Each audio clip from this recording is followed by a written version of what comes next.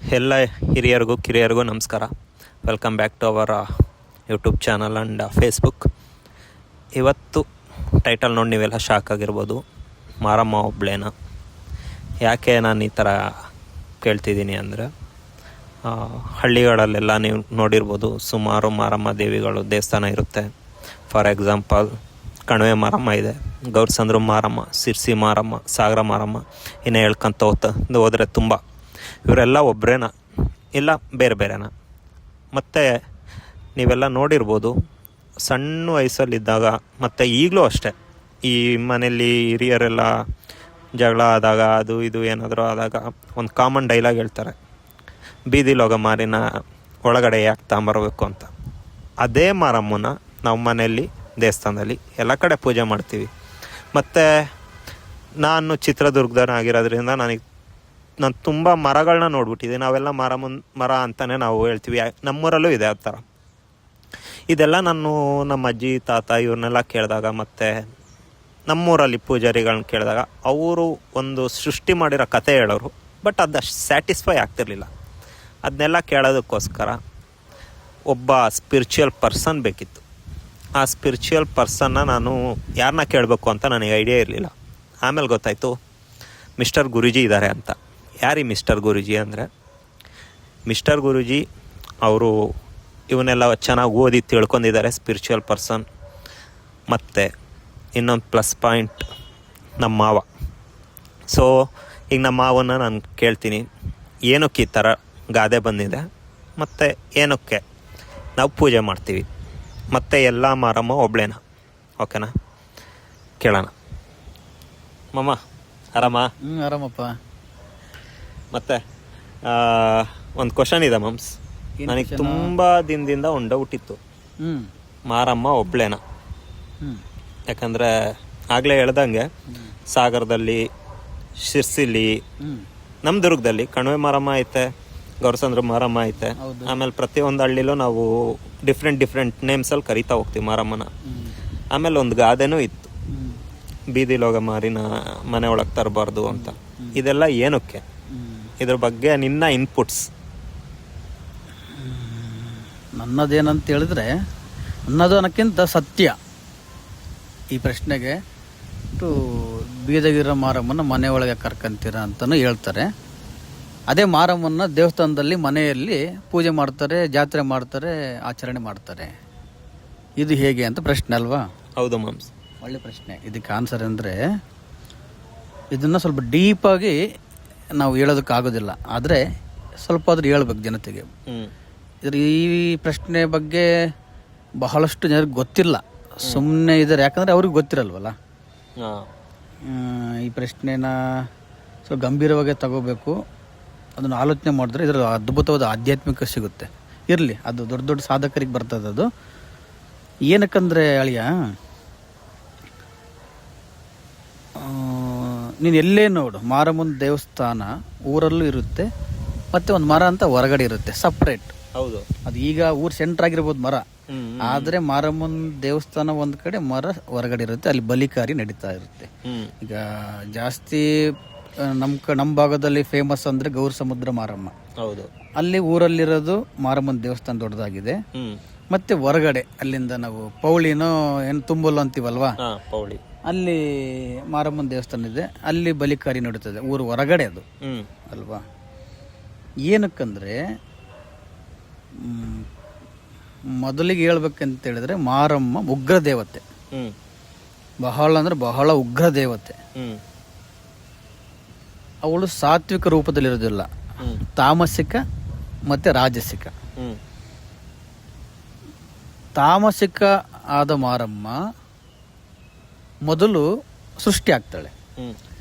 ಏನಕ್ಕೋಸ್ಕರ ಅಂದರೆ, ಈ ಜಗತ್ ರಕ್ಷಣೆ ಮಾಡೋಕ್ಕೋಸ್ಕರ, ದೇವಿಯ ಅಂಶವಾಗಿ ರಕ್ಕಸರ ಸಂಹಾರ ಮಾಡೋದಕ್ಕೆ ಬಹಳ ತಾಮಸಿಕವಾಗಿ ಅತಿ ಉಗ್ರ ರೂಪದಲ್ಲಿ ಬರ್ತಾಳೆ. ಅವಳೇ ಮಾರಿ ಅಂತೀವಿ ಅವಳನ್ನ.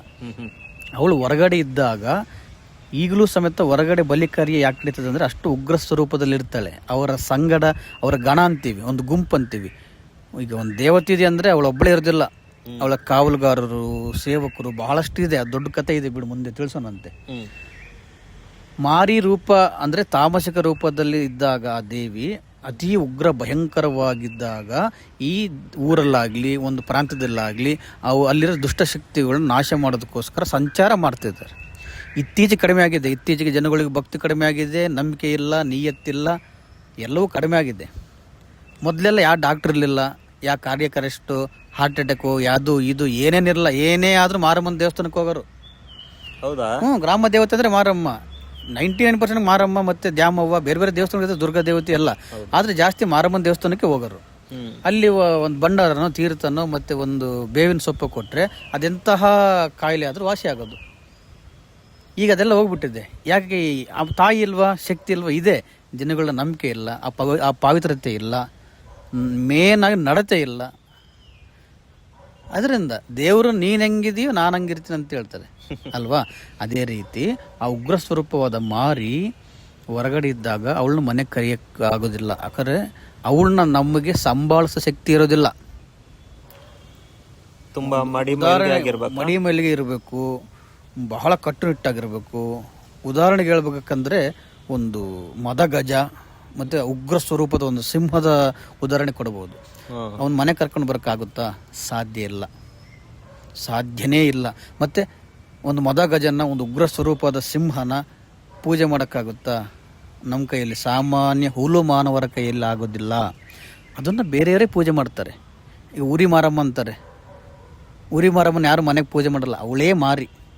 ಬೀದಿಗೆ ಅಲ್ವಾ ಬರೋದು? ಹೌದು. ಉರಿಮೆ ಹೊಡ್ಕೊಂಡು ಉರಿ ಮಾರಮ್ಮನ ಚಾಟಿ ಹೊಡ್ಕೊಂತ ಬೀದಿಗೆ ಬರೋದಲ್ವಾ? ಮನೆ ಎಲ್ಲಾದ್ರೂ ಉರಿ ಮಾರಮ್ಮನ ಮನೆಗೆ ಪೂಜೆ ಮಾಡ್ತಾರೋ? ಇಲ್ಲ, ಅವಳೇ ಮಾರಿ. ಅವಳನ್ನ ಅದಕ್ಕೆ ಈ ಗಾದೆ ಮಾತು ಹೇಳ್ತಾರೆ.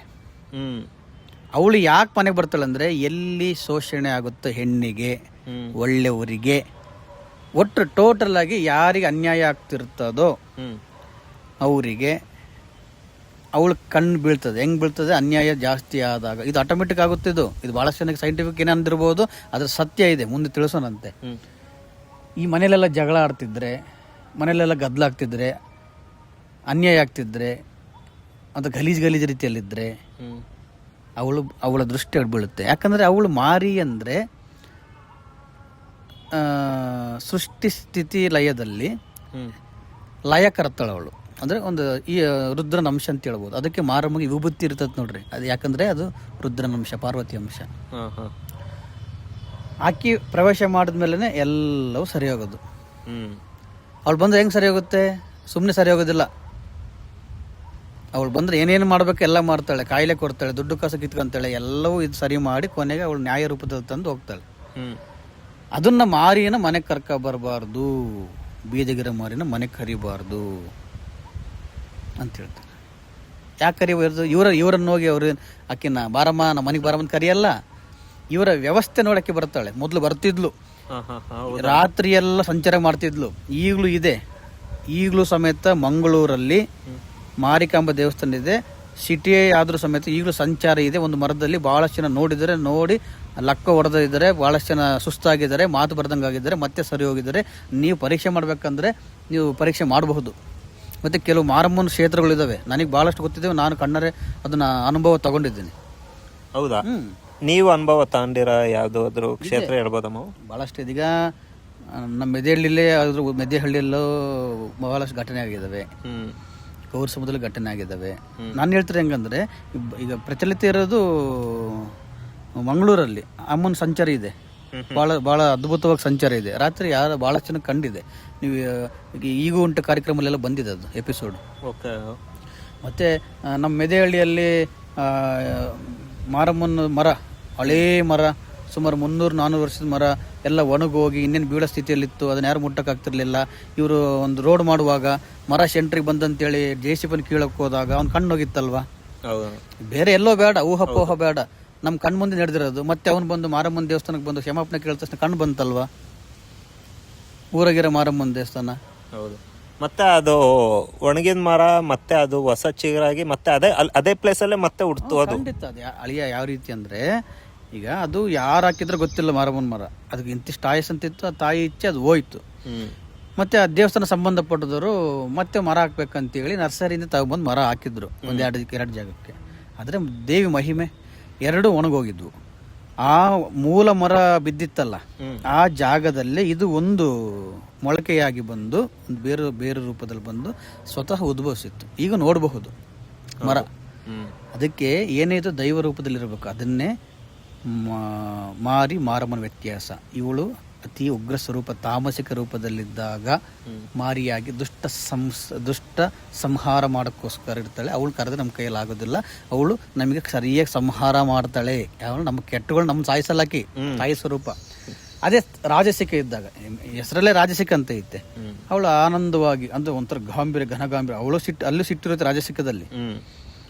ಜನಗಳು ಸಲಹುತ್ತಾಳೆ. ತಮಿಳುನಾಡಲ್ಲೆಲ್ಲ ಮುತ್ತು ಮಾರಿಯನ್ ಎಷ್ಟೆಷ್ಟು ಮಹಿಮೆಗಳಿದಾವೆ. ಮತ್ತೆ ಮಾರಮ್ಮ ಯಾರು, ಅಕ್ಕಿಯ ಮೂಲ ಸ್ಥಾನ ಏನು, ಅಕ್ಕಿಯ ಉತ್ಪತ್ತಿ ಏನು, ಬಹಳಷ್ಟು ಜನ ಗೊತ್ತಿಲ್ಲ. ಇಲ್ಲಿ ಆಧ್ಯಾತ್ಮಿಕನೇ ಬೇರೆ, ಪೂಜಾರಿ ತನಕನೇ ಬೇರೆ, ಶಾಸ್ತ್ರ ಹೇಳೋದು ಬೇರೆ, ಜ್ಯೋತಿಷ್ಯನೇ ಬೇರೆ. ಗುರು ಸ್ವರೂಪದ ಆಧ್ಯಾತ್ಮಿಕ ಆದವನಿಗೆ ಎಲ್ಲರಿಗೂ ಅವರಿಗೆ ಇಂತಿಷ್ಟು ಜ್ಞಾನ ಪರಮಾತ್ಮ ಕೊಟ್ಟಿರ್ತಾನೆ, ಅವರು ಸಾಧ್ಯಲ್ಲಿರ್ತಾರೆ, ಅವ್ರಿಗೆ ಇದೆಲ್ಲ ಗೊತ್ತಿರುತ್ತೆ. ಭಾಳಷ್ಟು ಜನ ಈ ಅವಿವೇಕಿಗಳು, ಅಜ್ಞಾನಿಗಳು, ಉದಾಹರಣೆಗೆ ಹೇಳ್ಬೇಕಂದ್ರೆ ಮಾರಮ್ಮನ ವಿಚಾರ ನಾವು ಮಾತಾಡ್ತಿರೋದ್ರಿಂದ ಮಾರಮ್ಮನ ಗಂಡ ಯಾರಂದ್ರೆ ಕೋಣ ಅಂತಾರೆ. ಎಷ್ಟು ವಿಪರ್ಯಾಸ ಅಲ್ವಾ? ಅದಕ್ಕೆ ಅದು ನಿಜ ನಮ್ಮವ ಇಲ್ಲ ಹೆಂಗ್ ಸಾಧ್ಯ ಇವೆಲ್ಲ ಮಾತಾಡೇ ನಮ್ಮ ಬೇರೆ ಮತಾಂಧದವರು ನಿಮ್ಮ ತಲೆ ಅದೇನಂತಾರೆ, ತಲೆ ಬುರುಡೆ ಇಲ್ದದ್ದು ಶಾಸ್ತ್ರ ಊಹಾಪೋಹ ಊಡ್ಸ್ಕೊಂಬರ್ತಾರೆ. ಅದೆಲ್ಲವೂ ಸುಳ್ಳು. ಇವನು ಹೇಳಕ್ ಬಂದಿಲ್ಲ ಇವರಿಗೆ.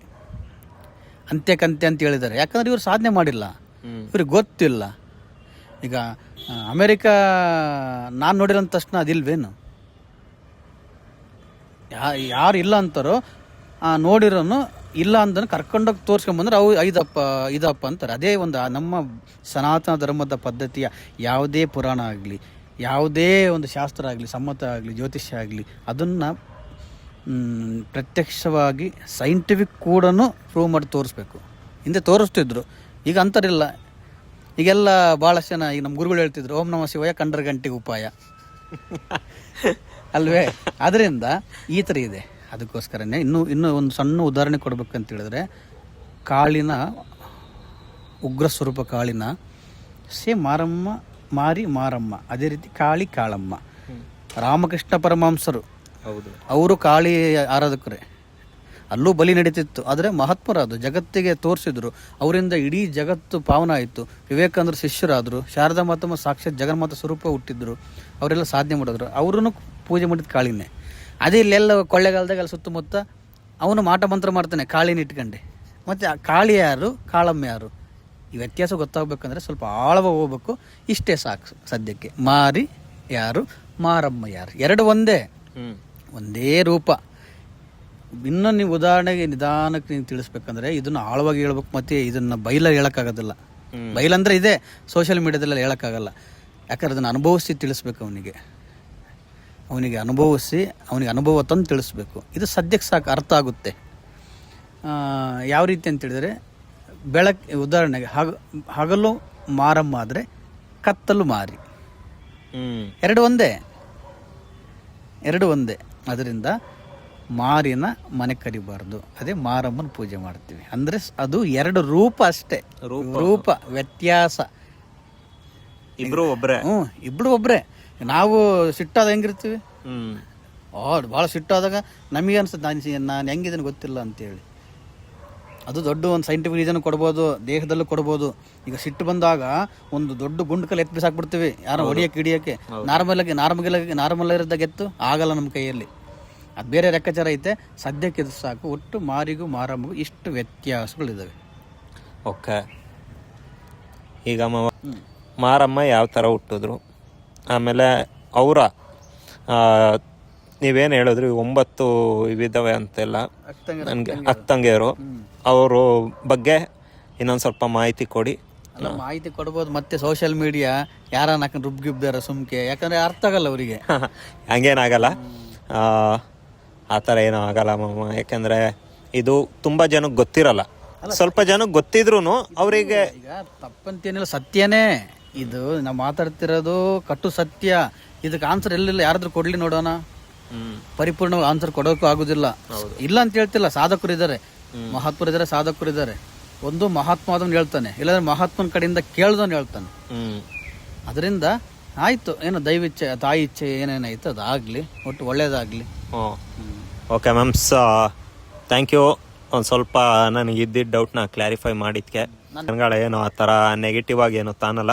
ನಾವೆಲ್ಲ ಇನ್ನೂ ಇದೇ ಥರ ಕಂಟೆಂಟ್ ಬೇಕು ಅಂದರೆ ನಮ್ಮ ವಿಡಿಯೋನ ಲೈಕ್ ಮಾಡಿ, ಶೇರ್ ಮಾಡಿ, ಸಬ್ಸ್ಕ್ರೈಬ್ ಮಾಡಿ. ಈ ಮಾಹಿತಿ ನಿಮಗೆ ಗೊತ್ತಿತ್ತಾ ಇಲ್ವಾ ಅಂತ ಕಮೆಂಟ್ ಮೂಲಕ ತಿಳಿಸಿ. ಮತ್ತು ಇನ್ನೊಂದು ವಿಡಿಯೋ ಮೂಲಕ ಮತ್ತೆ ಸಿಗೋಣ. ಸೈನಿಂಗ್ ಆಫ್, ಬಾಯ್.